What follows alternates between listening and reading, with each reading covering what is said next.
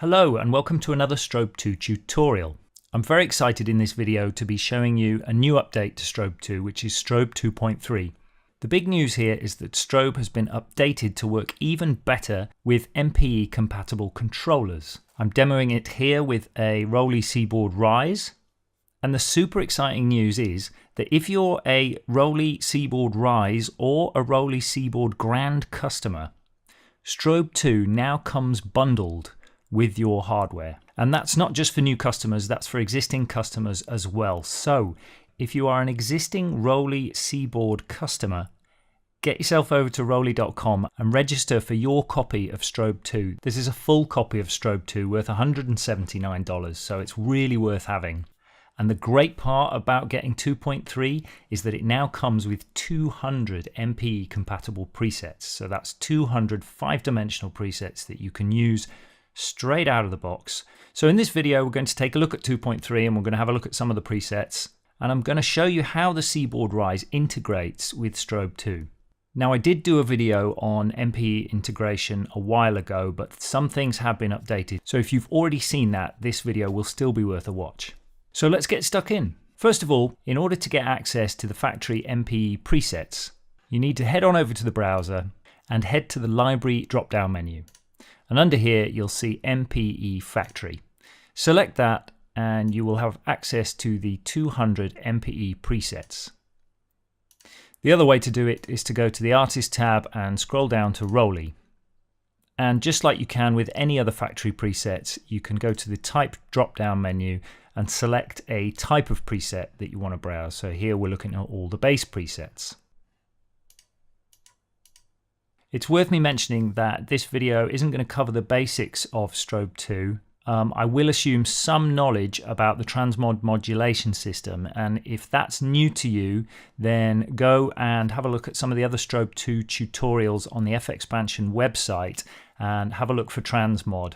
Specifically, that's how modulation is applied in Strobe 2, and we'll be doing a bit of that in this video in order to cover some of the 5-dimensional functionality. So what are the 5 dimensions of the ROLI Seaboard RISE? Well, first of all, we have strike. That's the velocity, which is how hard you hit the key. Then you have glide, which is the horizontal movement, which allows you to do vibrato and to glide from note to note.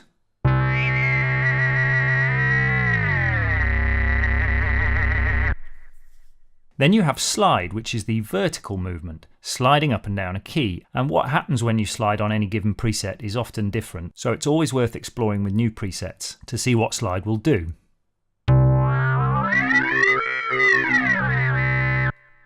Then we have press, which is pressure, how hard you lean in to the note once you've activated it. And finally, we have lift, and lift is how hard you release the note. So you'll see in the Strobe 2 interface, just underneath the scope here, that we have 5 tabs named after the 5 dimensions: strike, glide, slide, pressure, and lift. When you select one of these tabs, what you'll get presented with in the scope is a curve, and this allows you to modify the response of that particular dimension. For example, if I select the slide curve, you'll notice that on any one key, if I trigger a note and then slide to the top, you'll notice that the scope gives me live feedback of this modulation source. And I can use this curve to alter that modulation. So here I've put in a curve that means I'll reach maximum modulation level much quicker than I would have done with the default curve. It's worth noting as well that there is a slew parameter in each curve which allows you to sort of slow down the response, apply some slew like this. It's perhaps only noticeable on larger numbers.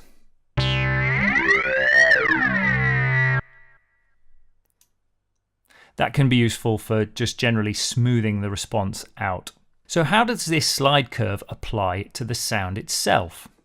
Well, up here in the transmod modulation source, we have various new sources. If we go down to the synth tab, you'll see here strike curve, glide curve, slide curve, pressure curve, and lift curve. And these are the 5 curves that we've just looked at. And we use these as transmod sources. So you can see with this slide curve that the slide is affecting the detune of the oscillator, the stack amount, and the sync. So once again, when I slide upwards, you can see visual feedback of those parameters being affected in real time. And that's really the basis of how you apply the 5 dimensions of the ROLI Seaboard to the parameters inside STROBE2. So just for fun, let's go over and apply some lift to this patch, because currently it doesn't have any in. So lift again is how hard I lift my finger off the key. I'm going to start by doing a curve which is quite extreme, but what it means is that lift will only be activated at the very highest level, so normal playing will not activate any kind of lift unless I lift off in a very dramatic way.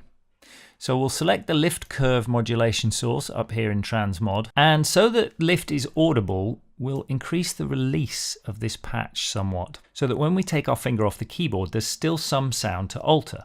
And then what we'll do, just to make it really audible, is increase the sync. So let's see if that works. So you can hear there, if I do it softly, nothing happens. The sound doesn't change when I release the note. But if I release it more dramatically, you'll hear that lift engage. So that's really the basis of transmod modulation. One more thing I want to point out is that in each of these curves, you'll see just here a curve source.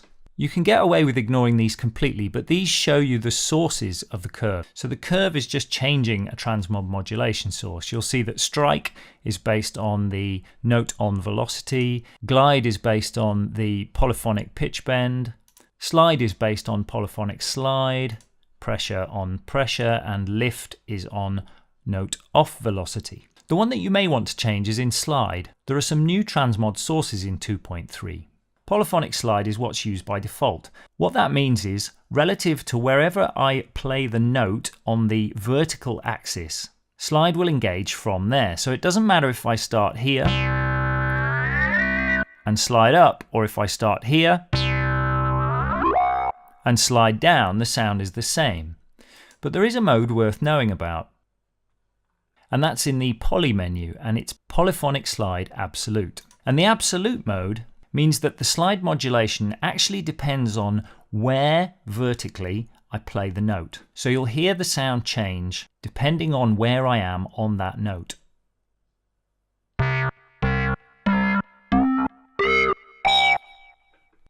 So what about the sliders and the XY pad?